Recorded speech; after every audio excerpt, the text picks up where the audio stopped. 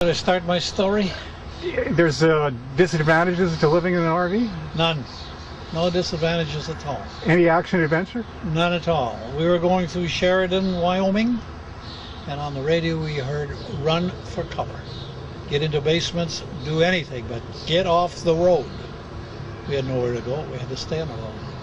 We run into a funnel tornado.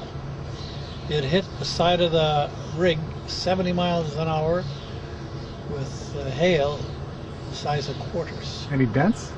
No dents. I held on for dear life. According to Mom, my eyes were popping out of my head. She was mute. She couldn't say a word. And so we proceeded on to a place called Gillespie. We stayed in Gillespie, Wyoming for 2 days because of the high winds, and they must have had 5 tornadoes in a row.